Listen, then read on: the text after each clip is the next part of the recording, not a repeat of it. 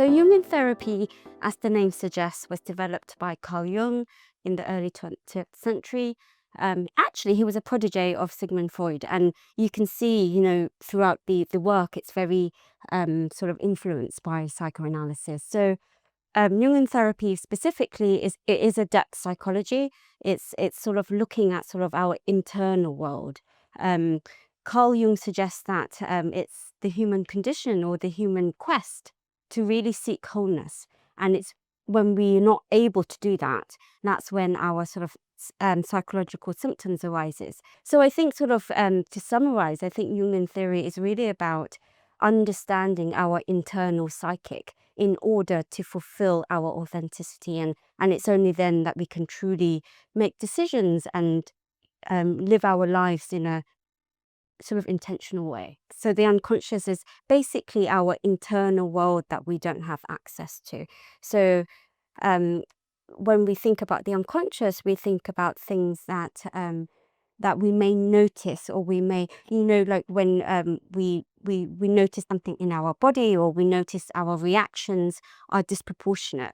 Often there's an unconscious dynamic that's playing out, and I think in order for us to enter into that realms, it really just means sort of being open to it and being quite creative with it. And we do that through sort of dream analysis, we do that through sort of visualization, and also journaling. I think sometimes it's really helpful to have that internal dialogue with oneself.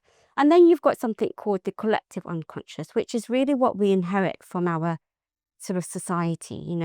What is it that society is sort of placing on us, and if it goes into the collective unconscious, that's also going to drive our thoughts and feelings. And I think archetypes sort of follows on from that. There's certain archetypes that we inherit, things like the mother, the hero, and it's really about understanding those assumptions that we have. How does it then influence the way that we think, and the way that we judge, and the way that we explore, and the way that we show up to reality, really. So the shadow, like I said, it's the sort of part of ourselves that we've disclaimed, or that we don't have the courage to accept.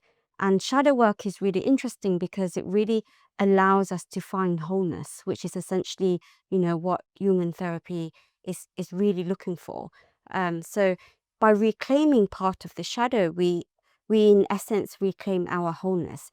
And I think what can be really helpful to think about is, when the shadow is unconscious and unmet, if you like, it has a greater force. So, when we don't allow for our wholeness to sort of appear, or for our shadow to, or for us to meet our shadow, there is a strong sense of, a strong sense of sort of unfulfillment, or sort of conflict internally. And so it has this force that actually can be quite confusing for us, and I can sort of lead to sort of internal conflict, really. What we tend to do is active imagination or visualization. What that really does is it allows the client to move away from their cognitive thinking and really more into their sort of internal world. So I would typically guide my patients or my clients through sort of an active visualization exercise. And within that, it unlocks a lot of thoughts and imagery that perhaps, they don't sort of come across in the everyday. So I find that can be really powerful to sort of, go into the unconscious, go into that sort of creative realm, and sort of look at things from a sort of symbolic or metaphoric way. And sometimes even the way that they might describe their house or something like that, there's so much meaning, and there's so much sort of unconscious material in that, and it's that we use to sort of inform the work. Another way is dream analysis, and I think sometimes people have this notion that dream analysis is somehow, mystical or fortune telling. But actually, dream analysis just allows us to look at things metaphorically. CBT looks at sort of how our thoughts may be distorted, and therefore our feelings are influenced by that. So if we look at, for example, the ABC model, there's an activating event, there's a belief system, and there's a consequence. And so much CBT is quite formulaic, and there's a real structure with it, and it really is effective if you have a very specific condition that you want to target. So if somebody comes in and they say, I'm anxious about traveling on the tube, for example, CBT is very effective at managing and sort of challenging the belief system in order for us to have a much more realistic sort of interpretation of our fears. Jungian theory is slightly distinctive in that, it really asks the question of, what meaning does this have? So, for example, if we look at suffering, often we might explore, what does this suffering ask of me?